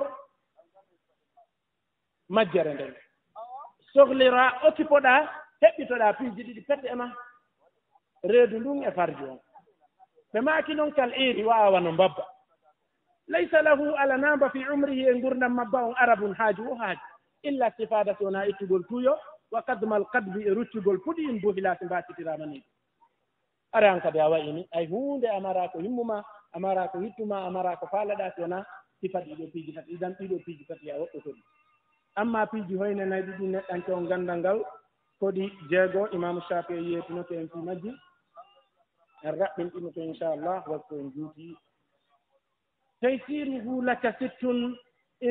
in fatinta laha inda taallumi nilta su'la wal amala a'ni istibaran wa hirsan thumma tulu zaman zaka'an irshada shaykhun bulghatan hasala ɗiɗo piiji jeego ko ɗiɗo hoynanta neɗɗanke on ɗaɓɓugol gandal ngal ko ɗiɗo weeɓinantamo yettoyagol e nde hanŋere bugande e nder diidere nde tawatano e dow muɗum diide ɗuuɗi ɗo maaki taysiruhu laka ko hoynante ko gandal ngal sittun ko piiji heen in fatinta laha sa ƴoƴani ɗin piiji jeego ɗon sa haqqilaniɗi inda taallumi ka jangginagol ma nilta su'la a heɓay ko yeliɗa kon landal ma ngal wal amala e yalama on kala ko ɗaɓɓuɗa e gandal a heɓay sa ƴoƴani ɗiɗo piiji jeego maaki go'o ani sibaran ko muñal ani sibaran ko muñal ɗon ande en baadinino gandal en inni ko hanŋere bugande e nder diide wiiɗen ko ittiri o ko neɗɗanke waawi sokude muññaade woytiri ɗum o waawi neɓude e nder ndiyan ka sina ɗum o yaltita e hoore majjan o yiɗi o yiɗa idan en innino ko beeli ɗi woni e takko mum fooseeji e jooli e beeli ɗi tatano baŋnge muɗum pitaaji wonduɗi e bulle ɗi tatano e baŋnge muɗum pelle njane wettiri o ko muñiɗa waawɗa wettiri o ko heɓliɗa waawɗa hewtude e maaki istibara muñal nan ka raɓɓiningol ko piiji tati muñal ngal ka gandal ɗo ko piiji tati assabru huwa alhabs alaysa kadalika assabru huwa habsunna ko dumbugol wonki ki wiyete muñal ɓe inni habsu nafsi ala ta'a wa kaffuha anil ma'siya والصبر على ضرر الدنيا وإذايا sabru on ko piiji tati dumbugol wonki kin e hewre ɗoftagol Allah nantagol ki yeddugol Allah jebbilgol ki e lorraaji aduna ɗin ko ngal muñal ɗo heɓinta goɗɗo ɗam dumbugol ki e hoore ɗoftagol Allah tawi ko janngugol tun ara e nafoore watta wonki kin tawi ko jannugol ki tun ki gollitirta ara e nafoore watta ko ɗum waɗi si karmo ko ɓen fotti wonde misa ɓurɗe kaanude ɗen ka nder qur'ana ko wari koye hoore jannguɗo mo hutoraaɗo mbabba e bareeru misa ɗiɗi ɓurɗe kaanude ɗen ka nder qur'ana gila fatiha ɗeɗo ɗiɗi kadi ko waɗa koye jannguɗo mo hutorɗa watlu alayhim naba alladi ataynahu ayatina fansalaka minha fatba'ahu cheytan fa kana min alghawin walaw shi'na la raf'anahu biha walakinahu akhlada ila al ard fattaba'a hawa famasaluhu kamasali lkalb ɗiɗi qur'ana inni masalu alladina hummilu ltawrata thumma lam yahmiluha kamasali alhimar ɗum ɗo ɓuri kaanude misal toɓɓa qur'ana ko waɗa koye hoore humpitiiɗo mo huutoraali jannguɗo gandal mo huutoraali mum o waɗi ngal woncitirngal geece yimɓe ɓen e makko faggitorngal tammaaru lollirngal ko aduna huutorgol ala ɗan ɗon ko hunde nde ɗaɓɓaaka ɗan dumbugol wonki kin e hoore ɗoftaare nden muñal aranal nantagol wonki ki yeddugol Allah ɓay hikki faala muñal ɗiɗaɓal ngal jebbilgol ki e lorraaji e tampereeji ko woni kon e ko heɓotoo e aduna kon piyakeeji aduna ɗin heege e ɗonka tampereeji ɗi ɗum waɗi qur'ana inni ya ayuha alladina amanu biru wa sabiru wa rabitu wattakullah ala allah ɗiɗo tati non ko nder ɗo ɗi idan muñal an istibara ɗiɗi hirsan reereɗugol rerɗugol ɗaɓɓowo gandal ko ma o wona reereɗuɗo ko ma o wona rerɗuɗo ko ma o wona faalaɗo fiyon ɗum joomiraaɓe haqqillaaji fof no fotti wonde goɗɗo heɓataa ko o ɗaɓɓaali so o heɓii nafatama goɗɗo o heɓataa ko o ɗaɓɓaali so o heɓii ko o ɗaɓɓaali nafatama so heɓii ko o faalaaka nafatama goɗɗo heɓataa ko faalaaka so heɓii ko o faalaaka nafatama fiyon ɗum o hutorta o nafitorta iɗan ko ma reere ɗanangal ma rerɗanangal wonaa ka hoore bumbulaydi tawa himɓe ma on no ka surayya ka hoodere dow ga ɗum waɗi si mutanabbi inni ida gamarta fi sharafin marumin fala taqna bima duna nujum wa ta'mu lmawti fi shay'in haqirin ka ta'mu lmawti fi amrin adimi sa tippirama e fiyaake mawɗo wota yondino ko woni ley koode ɗe ɗaɓɓu ko woni dow koode ɗen fiyon ɗum maygol e hunde jasunde no way wono maygol e hunde teddude fof ko maayi wiyete na maayu ka teddi ɗon ara mayn nden bete no hitti mayn nden bete no himmi mayn nden bete no weli ɓay fof ko maayi wiyete itan maayu ka teddi ɗon wota jaɓu maayde ka jaatan si woni himmere nden e reere ɗande nden ari yo taw hara reere ɗande ma nde no ɓuri mawnude reere ɗande ɗen fof fiyon ɗum mimma tafaqa alayhi l uqala annama llahu alfa masafatin musah aw mumsah la yakilluhu samtinama kala marɗo kilo wuluure seppeteɗe kilo capanɗe joyi ronkintama tan joomiraaɓe haqqille ɓen fof no fotti mono mari kilo wuluure seppeteɗe on yahata kilo capanɗe joyi inna haa jooni si siwa ndey mo lanndoo si siwa a tawa taƴi feccere ɓurde nden mawɗo mo tawata himme mum on ko yo woni mufti allama bahar fahama musnad yurjaw ilay neɗɗanke rutteteeɗo e muɗum e ganndal falkutoowo tawa kala ganndal himo mari seeɗa e maggal oɗo neɗɗanke ndehimo lanndoo so fuɗɗii ɗaɓɓere ganndal a tawa o woni karmakojo hakkunde men ɗen nde mo inna so fuɗɗii ɗaɓɓude ganndal a tawa o woni karmakojo hakkunde men tawa ka yaha wo ko ɓeynata ko alimun allama tawa kanko mo anndi koyo waktu ɗum o fuɗɗii ɗaɓɓere ganndal idan la budda min al hirs reere ɗugol ngol feere alaa feccere feere alaa wotigi wona hittinɗo wona faalaaɗo faale on noon ko goonginirtee ko gollugol faale on ko goonginirtee ko gollugol naa faale goltun jooɗoo naa woni goltun nokku ngootum ko maa o tigi immanon ko maa o tigi yannganon ko maa o tigi golla idan toɓɓere tataɓere nden e tii o tigi duwa siɗitorde ɗin nde mo ɗaɓɓa ganndal a an istibaran wa hirsan tumma tuula zaman juutugol waktu on ɗaɓɓoo ganndal no hatun jinni e waktu yonoowo o jam mo haton jinni e waktu ɗuuɗuɗo juutuɗo kaw jannga na yoyno ɗaɓɓay gandal bayna asiyati waɗu o ɗaɓɓay ngal hakkunde tirndol e dañal ko ɗon o heɓata ngol o lando ustad on ene ustad ɗum faalama heɓude sifa ko jogi ɗon kon ɗo wono duuɓi jelum wonoyta ka mon kalan faare ustad on ko heɓi kon do yona goɗɗum no gasara ko duuɓi makko ɗin fof waɗa angiɗa fa landude ko duuɓi jelum ɗa heɓata hebilotoɗa wawa heɓude ko heɓi ko heɓi kon noon yonata idan la budda min tuuli zaman ɗum juuta wakkilar nden timma reere ɗande nden tabita muñal ngal e noneji mum tati ɗiɗin fof woode tuulu zaman on no hatton jinni ya wonu mutamarrin ko ɗum waɗi tafaka ahlul ilm ala anna mutamarrina fi l ilm min shababihi ila mashibihi aqwa fi l ilmi min alladi tamarrana fi sheykhukatihi ko ɗum waɗi so joomiraɓe alluje ɓen no fotti wonde hebilaniɗo gandal ngal ɗigguɗo e maggal woowiniɗo ngal gila cukankaku makko ha o furɗa e maggal on ɗon no ɓuri ɗiggude e maggal no ɓuri dolnude hujja e maggal diini etiiɗo e maggal ka neyew ma ɗum etiiɗo e maggal e waktu raɓɓiɗuɗo o tuulu zaman enen janngoɓe l'école ɓe ndigi yen ɓurtumo faltade moƴƴo janggen marhalaji janngeteɗin ka l'école alanne premiére collège lycée université licence master doctorat janggen ɗiɗo haalanne tawa en woni noon fuɗɗotoɓe ayi alaji men ɗin tati daɗɗama fii fuɗɗagol ɗaɓɓere gandal nanirɗe ɗen nani jiiɗe ɗen yi'i ɓernde nden haqqili a fuɗɗike hannde kadi ko lowawɗiɗa waawi ndaarde sa kapite a heɓi sottirgal ko naatira ko gandal a heɓi mifta a fuɗɗike ɗo woni a fuɗɗike no jeyanon e ko lorri en gandal men ngal ko marngal waktu gandal men ngal ko marngal nokkure sen hewti e nden nokkure ko sen hewti ɗon janggen sen hewtal ɗon en janngata sen iwi e nden ɗon nokkure en waynodiri e gandal hannde kadi en jannga tuulu zaman waɗi waɗaali hannde kadi an on si a jannayi a hebilotako a hatojina e rewtagol a hatojina e hebilagol sa waɗa e yewtere a hatojina e rewtagol a hatojina e hebilagol aray tu woola la al ilmu laysa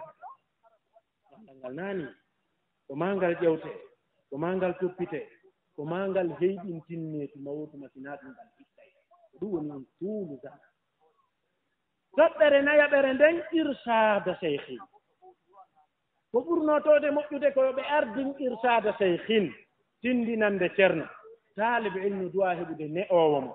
taalibe ilmu duwa heɓude ceernojo mo tawata ko on ɗon ne'ata mo ko on hollata mo ko ɓuri raɓɓidude e laawi yettino yeyde e gandal ɗum wona ɗum o yeɓata kon e waktu ɓuray ɗuɗude ko heɓata kon e gandal lidalika al ilmu lmuktasabu bilmutala'a kata'uhu aktaru min sawabu gandal fajjitorangal timugol faljere ko woni e maggal kon no ɓuri mawnude sawaba ko woni e maggal kon gandal ko maɗum ko ɗum waɗi si imamu shafibi maaki fi muwafaqatihi fi muqaddimati lmuwafaqat inna litahsili l ilmi tariqayn isnain no woodani ɗaɓɓugol gandal ngal no woodani heɓugol gandal ngal laawi ɗiɗi o wii laawol aranol ngol attalaki longinagol e ceerno longinagol e ceernon ko ɗum woni irsada cheikhi gooto e imma ɓen fil haramil makki o inni wallahi ta'ibtu fi talabi l-ilmi 35 sana wa tafakkartu law anni tarabbaytu min cheikhin mutqinin latahassaltu ma tahassaltu alayhi min khilali hadihi as-sanawat fi 5 sanawat womi jindi mi tampi mi tiimi mi ɗaɓɓi gandal duuɓi capantateji mi miijitike mi tawi so miɗo marno ceerno ne'owo hara koye makko mi longinnotono mi heɓayno komi heeɓi e nder duuɓi 35 ton nder duuɓi 5 hada fa'idatu cheikh hada fa'idatu talaqqi longinagol wa salafuna fi dhalika as-sahaba ma rasulillahi sallallahu alaihi wasallam hum talaqqanu ilmahu wa sami'uhu wa naqaluhu sama'an ko ɗum waɗi so joomiraɓe gande ɓe wi'i wonde manna masyakhatu suhfi madallatun lil fuhum waɗugol ɗeri ɗin karma ko majjinayi faamu neɗɗan toon waɗugol ɗeri ɗin karma ko majjinayi faamu neɗɗan toon fiyon ɗum a hawray e hadis taa ko mansuh tawa annda ko mansuh taa ko bortaaɗo tawa annda ko bortaaɗo sana o muhkam tawa ko mutashabih tawa hadis on firo makko timmata ka o feeñi ɗon firo makko timmi wo so firtirama hadis goo sa fiɗi ka feeñi ɗon masibo jano waɗa ellaji jani waɗa mo landike mayna huwa qawlu rasulillah la naam qawluhu fi llafd walakinnaka ma adrakta mana onon woniri ko konngol nelaɗo kono a faamali a faltaki ko woni nder ton ko ɗum ɗo no jeeya e ko daɗɗantakol faltagol longinagol gandal ngal e junngo ceerno tawa ceerno on ko humpitiiɗo laaɓuɗo reedu ko ɗum waɗi si ceerno on makani en fahtal li nafsika cheikhan arifan wari an la man yumawwihu aw yahdu bimahtamala siɓano hoorema ceernojo humpitiiɗo ɗeeniiɗo ay laaɓuɗo finde tawata ko min man yataqidu aqidata salafi saleh min assalafiyina al aqha hara ko laaɓuɗo finde ñembuɗo salafu saleh guutorɗo ko janngi kon wona on mono fena ma wuddira gandal ngal o jogii ngal ɓeeɗo ɗiɗo longinetaake ceernojo si woni woolowo ko wona haqiiqa ma o woni wuddiroowo ko humpiti kon o heɓii gandal ngal a tawata yimɓe ɓen duwaaka henndaade ara yo anndu ngal ɗo gandal ko bonngal kanko ceernojo ngo duwaaka faggiteede e junngo muɗum gandal ma o woni ñidduɗo finde kaanuɗo finde sana min ahli sunnati wal jamaa o jeyaare o duwaaka longineede gandal e muɗum idan la budda min cheikh on noon kadi o annda o woni ndaarorgal o woni ƴetteteeɗo gandal e mum o huutora ko windi kon o daaƴo ka windi ɗon hara o huwaali kala ko weli mo o yiɗana almuɓɓe ɓen si goɗɗo longinike junngo ma haa ko annduɗaa kon hanti gasi feƴƴinaamo yeeso newnanaamo yo yew yeeso ko ɗum waɗi si ceernooɓe meeɗen fuutaɓe maaki ceerno kata wonde manna no jeyaa e maande yiinagol karmokoojo heɓugol muuseendi si o yi'i almudo makko no jannga e junngo goɗɗo no jeyaa e wonde manna karmokoojo on ko wonɗo yiinaade no jeyaa e yiingo karmokoojo heɓugol makko mettee fof e muuseendi ka ɓernde so o yi'i almudo makko no jannga e junngo goɗɗo aɗa ko selluɗo finde duwaaɗo longineede e junngo ara ɗum ɗon ko huunde nde duwaaka ko ɗum waɗi ɓe maaki in yata'azza alimun haytu yara tilmidahu ala siwahu qad qara fa min dalaila sahihatin ala riya ida al alimi inda nubala si woni lorritori musama karmakoojo fii o yii jannganakuujo makko no jannga e junngo goɗɗo no jeyaa e dalillaji weetuɗi hertiiɗi feeñuɗi wonde on ɗon karmakoojo ko wonɗo yiinorde jannugol wonaa wonɗo jannerde fi Allah sinaa ɗum ko himmatamo koyo yimɓe ɓen humpito woni koye junngo makko woni koye junngo zeydu woni koye junngo amro koyo jannge ɗum himmatamo idan irshade cheikhin ceerno fewnoowo tindinoowo ne'oowo huutoroowo idan no jeyaa e ko taalibo ilm hatun jinni hoyne nayi ɗi mo ganndal ɗin zataha an ƴoyre heɓugol haqqille heɓugol haqqille ƴoyre ko nooneeji ɗiɗi zaka'un fitriyun wa zaka'un muktasab ƴoyre tagudiyankeere e ƴoyre faggitaande ƴoyre tagudiyankeere nden ko ɗum woni daɗɗudi araniri ndin as-sam'u wal basaru wal fu'aad weeɓugol ɗiɗo ɗiɗi tawa hiɗi hikki hay wootere e majje ustaaki nawna ƴoyre ɗiɗaɓere nden ko faggitaande nden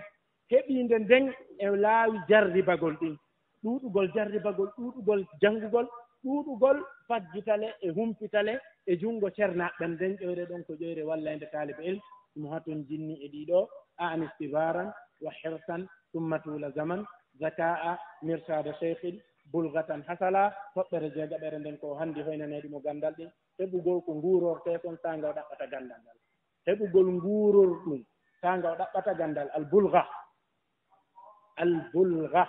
nguuror ɗum kono no woni nguuror ɗum ɗaɓɓowo ganndal koko haɗata wonki makko kin tilfagol ko haɗata wonki makko kin yeebagol ko jogotoo wonki kin haa o waawa lonnginaade ngal ɗo ganndal haa o heɓa fuɗɗaade yeɗɗude e ganndal ngal haa o humpitoo yacciiɗi laawi hewtino yaɗɗin e ganndal ngal idan faandaaka e bulga yaajireede artuke heɓugol jawdi njanndi heɓugol huunde kaari e huunde kaari heɓugol njooɓa ñaameteeɗo hitaande duuɓi ɗiɗi duuɓi tati wiya miɗo ɗaɓɓude ko ñaamee duuɓi ɗiɗi noon mi yaa janngugo wonde tuma heɓataade alɗuɓɓen e hoore mum bimbiyooɓe dawa e ɗaɓɓugol ko ñaamee jannga e tan ammo alaa noon so inni a ɗaɓɓay ko ñaamee duuɓi ɗiɗi siyalta arayna on bulga ɗon faandaa ko bulga jogotooɗo ngurdam ñallal ngal bulga jogotooɗo wonki kintawa ko tilpotaako ko yeebotaako ɓay kala ko tilfi wonki ki añinay ki ganndal si almudo woni mo heɓataa nguure heɓataa ko ñaame o sikka e kata on koye ganndal ngal woni kadi o dogay ngal o woɗɗitoo ngal o aña ngal few egan ma o heɓa nguure mo o waawata muññitorde haa o heɓa ngal ɗo ganndal musidɓe ɗeeɗo toɓɓe jeegoo ko ɗo toɓɓe hoynanayɗe neɗɗanke ɗaɓɓugol ganndal fa ba'da hadihi nniqaa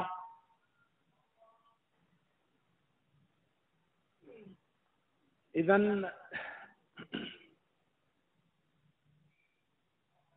ɗen heddori toɓɓe nayi kono ɗen ɗon toɓɓe yondinorayɗe defte walli faɗɗen e laawol ɗaɓɓugol ganndal jantoɗen toɓɓere wootere darnen e mayre ɓay ko heddani en gon ɗo ko waktuuji fayda hay ñaaɓuɗaa sundulla fayda keneere yon idan iɗen heddori mimman yutlabul ilm to junngo hombo ganndal ɗaɓɓete bima yutlabul ilm ko honɗi e honɗi ganndal ɗaɓɓirte ayi en anndi aalaaji ɗaɓɓirɗi ganndal ɗum ko ganndal hongal noon woni ganndal mantaangal ngal ka sari ngal tawata ko kanngal waɗɗi neɗɗanke on go'o taw anndinagol ko hombo janngetee e junngo muɗum ganndal ngal fannuuji janngetee ɗin ka ganndal ko pecce jeluɗi sennditii ko feccere honde adii toɗɗaade neɗɗanke on ko honde hikkitii ko laawi honɗi e honɗi rewetee digii en yottoyo e ganndal ngal heɓen yoga e maggal ko taweta en jeyete wa ma utitu min al ilmi illa qalila en heɓay on seeɗa en jeyete e heɓuɓe ngal ɓural ɗon ɗan baadi adibad ma huwa hada al ilm wongal woni ngal ganndal on tini sen inni ganndal haray ɗuuɗi en wii ganndal haray ɗuuɗi ata e piiji buy naatay to gannde buy naatay ton haqqillaaji buy naatay ɗoyreeji buy naatay ton piiji buy taskaaɗi miijaaɗi haa mooɓaaɗi wonti takkitorum ganndal kadi ɗi naatay nder kono ko ganndal mo ngal woni si sari on no accitude konngol ganndal hara ko ngal ganndal ɗon faandaa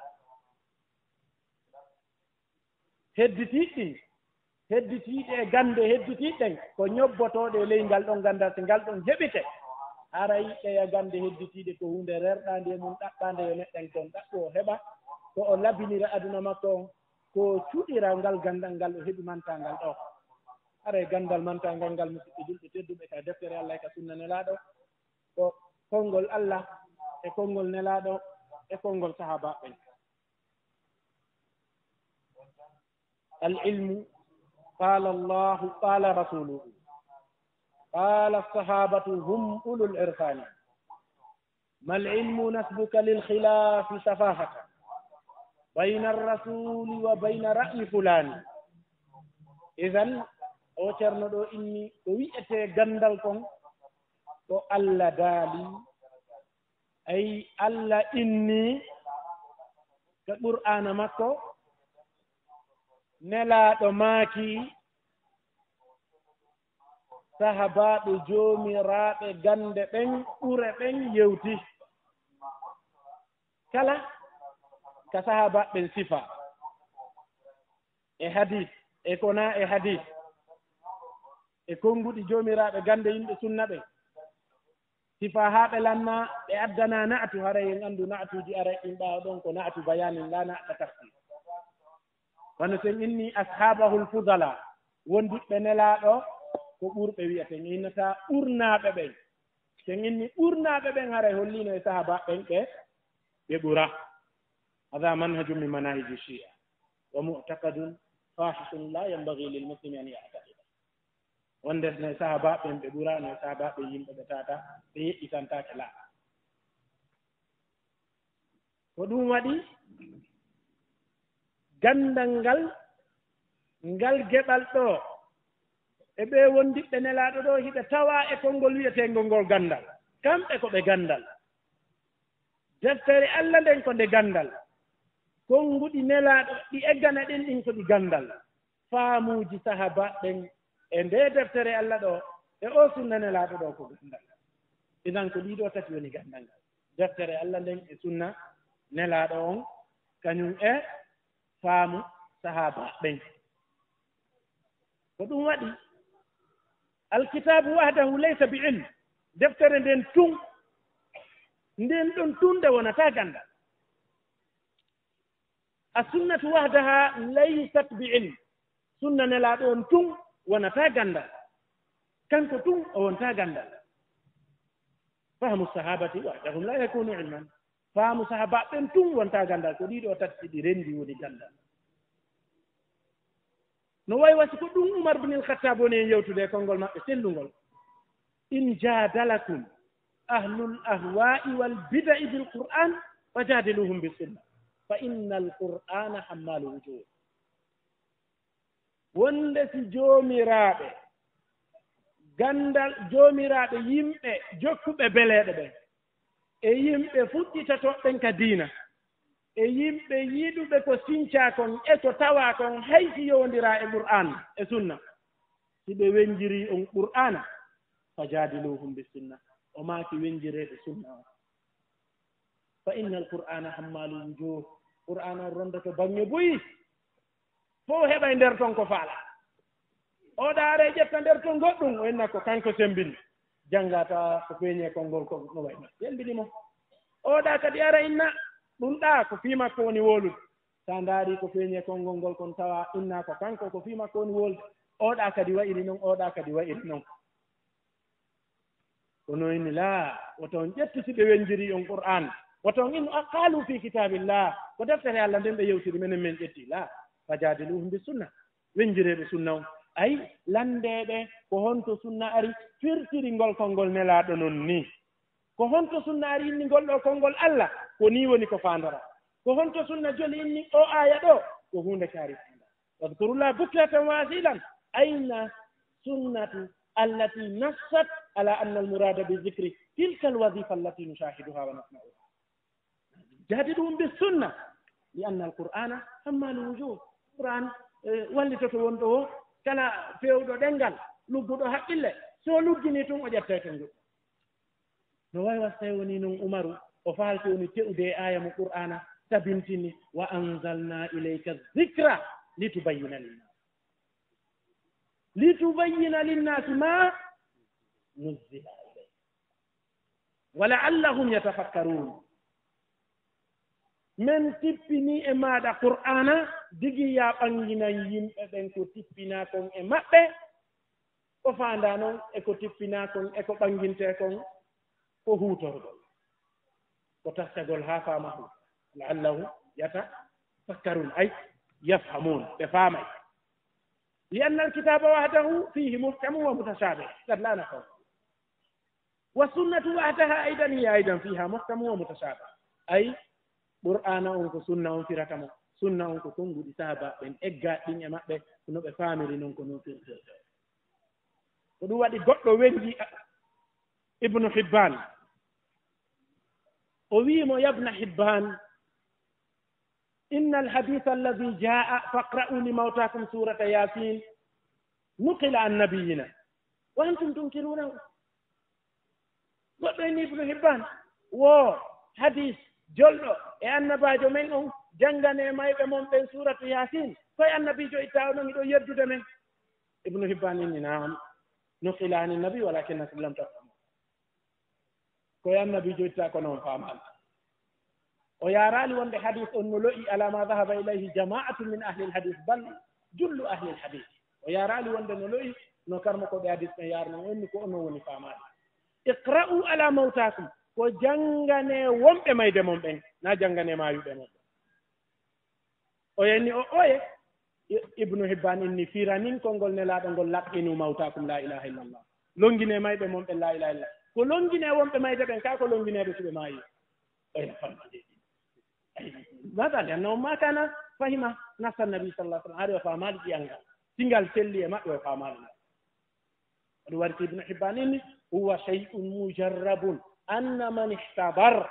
wastadda alayhi khuruj nafs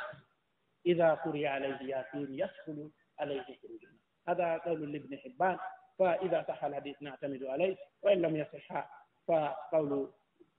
للسلف لا للسلف في ذلك الأصل ما رواه لا ما رأى إذن ورقد كون غندنغال ko konngol Allah ngol konngol nelaaɗo ngol wondude e faamu feƴƴuɓe moƴƴuɓe ɓen wondude e faamu feƴƴuɓe moƴƴuɓe ɓen ko ɗum ɗo wiyetee gandal kala ko hinaa ɗum ɗo kon ko taba'an ari na qabih de kala ko hinaa ɗum ɗo e gande ɗen ko jokkitii ɗum ɗo kala ko hinaa ɗum ɗo e gande hedditiiɗen fof gande aduna ɗen fof e gande ɗe wonɗen janngude ɗen fof fet ko ɗum ɗo jokkitii si ɗum ɗo woni faandunde nden are ngal labaama ngal moƴƴi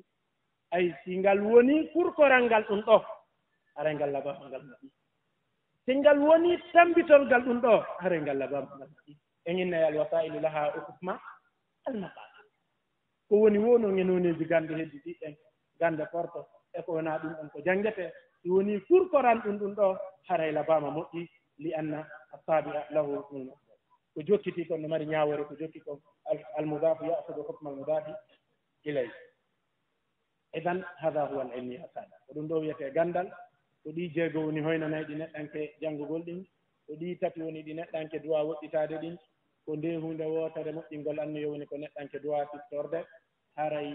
neɗɗanke so woni janngi himo haton jinni ko wiyete kon huutorgol himo haton jinni yo anndu gandal ngal ko hujja e hoore makko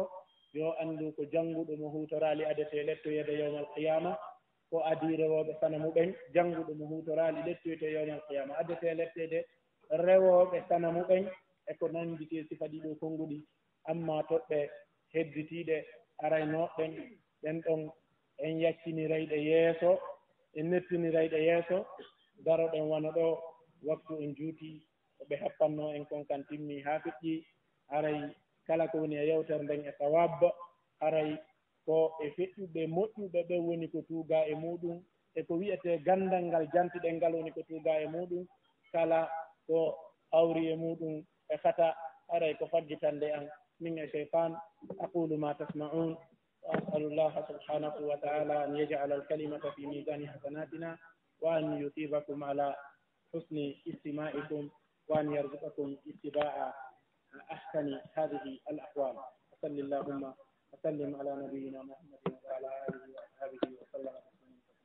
آمين.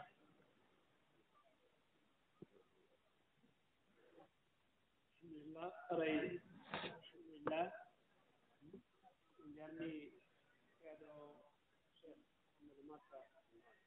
ba e ndeytole maɓɓe ɗo haton jinde e faamede e ɓeydite haton jini e timminede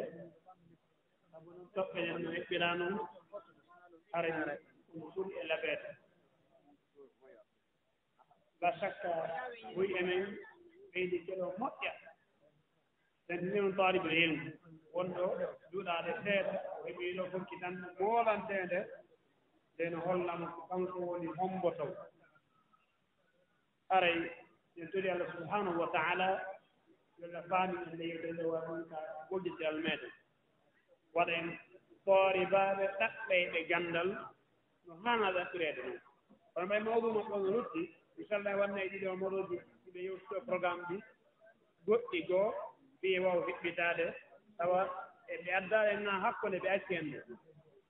ara ɓe addaare en haa ka hakkunde ɓe acci en ɗum donc ara ko ɓe naɓa en haa ka yeeso aray lamde buyno ari ga kadi ɓe tawata ko lamde goɗɗe ko yowdirɗe mawdu o goɗɗe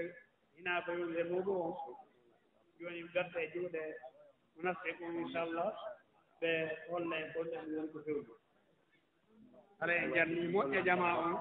e jarni moƴƴe jama on e weddani ke moƴƴe e diri Allah natanɓe ko ɓe nani kon waɗa ɗum ka fondoji maɓɓe ka golle haray kadi ɓe waɗa men ɗo ɗum diri Allah waɗa ɗum ko mandake moƴƴi maɓɓe yomon qiyama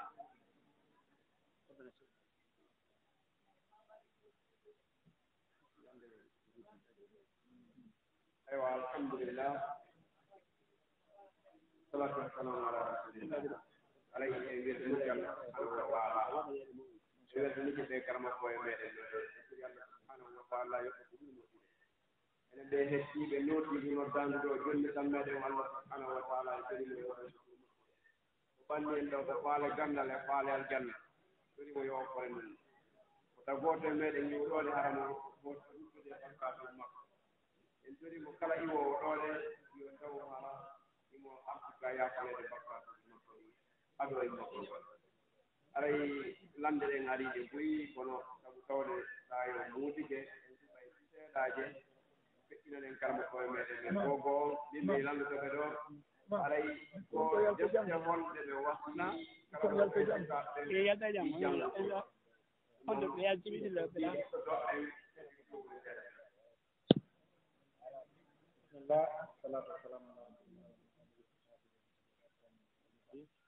aray ɗo masala on ɗo ko masala janɗuɗo seeɗa hono en jumlaymo e konnguɗi raɓɓiɗuɗi gogo taw ko adi kon defte wallifaaɗe ɗen ko nooneeji tati defte e joomiraaɓe gannde feƴƴuɓe e fewndiiɓe Allah ko artiki e mofte ɗen karmakooɓe yo wallifano en ko nooneeji tati wallifaa ka raɓɓinɗingol yewtere nde defte duɗinorɗe e defte tiimeteeɗe e defte wiɗorɗe aray neɗɗanke on ko ma o duɗinora duɗinorteɗen si o duɗinori wiɗeteɗen no waywa ko wiyeten kon kaɗen ngal men o wiloto on ko yaltidoyta e ko laaɓi ko wanno noon kadi so duɗinirte tiimirɗe ɗen ko ɗum waɗi si anndugol nde ɗe toɓɓere ko hunde himmunde no jeeya e jimɗi ɗi wiiɗen e nde toɓɓere e pular woɓɓe no lanndi en tawi ɗe defte sukaaɓe ko pecce tati duɗoraande ko fuɗɗorteende malal tiimirnde ko ɓaawo ɗum heɓotoo tiimaande ka fuɗɗii haa ka mutal wiɗornde ko jilɗi ko ɗuuɗuɗe haa hiɗe ɗuuɗi caɗeele e ronkondira duɗorɗo wiɗorɗe dañay wilago ko wanon tiimirɗe si wontu duɗal nanen ko mi wooli wakkiloɗen toroɗen allahu yo rokkumala idan ko raɓɓiɗi kon ko duɗorteɗen duɗortee tiimirɗe ɗen tiime wiɗorɗe ɗen wiɗoree jooni noon duɗorteɗen ɗeɗo defte ɗo kadi ɗe pecce ɗo tati kadi no sennditi pecce ɗi ilmul gaaya wa ilmul aala ganndal faandaangal ka jaati maggal kanngal tigi e ganndal ngal tawata naa kanngal tigi ɗi faanda ko ngal ɗaɓɓiraa ko ya waɗu ngal aala e yottoyagol e faandaangal ngal ɗeɗo tati kadi ɗe defte ɗo nooneeji tati no sennditi ɗeɗo pecce ɗiɗi njandi ilmul gaaya e ilmul aala ganndal faandaangal ka jaati maggal e ganndal waɗirteengal aala yo en yottoyo e jaati faandaangal ngal ilmul gaaya ko tawhid aqida o ilmul gaaya qira'atu kutubiha la yusiluka ila kutubin ukhra ko woni ganndal gaaya ngal ko janngugol ngal ɗon ganndal feƴƴintaama e ganndal ngoo ko yeru ko jannguɗaa ɗon annduɗaa ko aqida ko yeru ko jannguɗaa annduɗaa anndataa ko a janngaali ko a janngaali ko ngannda ko yeru ko jannguɗaa annduɗaa ɗo ngal ɗo ko ilmul gaaya no jeeya e defte suɓaaɓe ɓen fen ɗo jannge ɗo usulu salasa qawaidul arbaa kashfu subuhat al aqidatu lwasitiya kitabu tawhid التدمورية لشيخ الإسلام تيمية فتح رب البرية بتلخيص الحموية تيدو يقول دوري ديكو دور ديكادي ناوي دور دينا تيمير سابو مو تيمي ديدو إني تيمي دي واي وتيمو نافي كان سكتو دين دي تدمورية فتح رب البرية بتلخيص الحموية كعقيدة كغاية كندو amma aala on ko tawata ɗiggingol fannu gooto e muɗum ɗowete fannuji hedditiɗɗin ko ɗum waɗi gooto e karmo ko ɓe woluno o inni man atqana fannan qadahu dalika al fan ila baqiyatil funun mo ɗiggini fannu gooto ɗiggande timmunde wonɗon fannu ɓowaymo e fannuji hedditiɗɗin fof abou yusuf alfaqih sahibu abi hanifa tawino ɗo metti mo moƴƴa ani konno wonɗa wolande ɗum a jannguɗo luga konno yiyatortamen won tawi ɗum ko gonga miɗo landadema masala fiɗu jaaboɗo alam o yayni ñawol tadi on yeetilan ko on ɗum woni ñawoore mo falti ka julde mum ko sujjanta taw sujjata ɗon o falti ɗon kadi ko sujjanta ko on ɗum o waɗa o yayni menen ka gayidamen nahwu al musagaru indana la yusagaru sujjata ɗum par ce que wa musagaru la yusagaru indana ko fanɗina fanɗintintaki kam oya diwni maɗum kayfa yujibu mas'alatan fiqhiyatan bi qa'idatin nahwiya kono jaborta mas'ala fiqhu qa'ida nahwi idan ɗum ɗo woni ilmul al tawa sa ɗiggini fannu gooto o pooɗete o naɓe goɗɗum ngoo ko a janngano o humpite piiji gooɗi anndano ɗum ɗon no wona e nahwu sarf balaga adab luga usul qawaid ilmu tafsir sifa ɗin ɗon piiji joni noon ko ɓuri ɓattade kon ilmu nahwi ajrumiya karma koɓe takkitoɓe ɓe no fotti wonde man no fuɗɗorgol nde ko deftere barkiɗunde barkinande kadi nde norɗinanayi joom mayre ka nahwu idan o tigi si ɗiggininde no wawi natude alfiya wano ibnu kaymin makil wano noon kadi ka sarf fuɗɗora fatihatu tasrif deftere mawɓe men no makil ceerno saɗumo dalen deftere hittunde timmunde barkiɗunde barkinande kadi nde udditante sarf on so alanni ɗon ara lamiyatul afal ɓe turra e hisnul rasin ɗum ɗon kadi no wawma yonde o fannu ɗo wononde fuɗɗotoɗo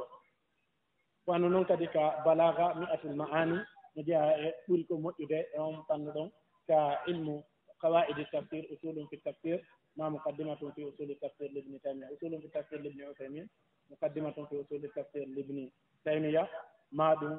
muqaddimatu usuli tafsir li cheikh abdoullah ibni foudio rahmatullahi alayh ko wanno noon kadi haray ka ilmul mustalah e baytuniya e nusbatul fikari e alfiyatul iraqi ko wanno noon ko wanno noon ko wanno noon ser ruttike e defte talibul ilm wono deftere nde bakre ibni abi zeyd cheikh ujo mawɗo nde wallifi jeyaɗo cheikh uɓe nguɗo zaman cheikh aboubacre bakre ibni abi zeyd rahmatullahi alayhi nde inni hulyatu talibul ilm cheikh ujo meɗen mawɗo kadi e mo nafitorɗen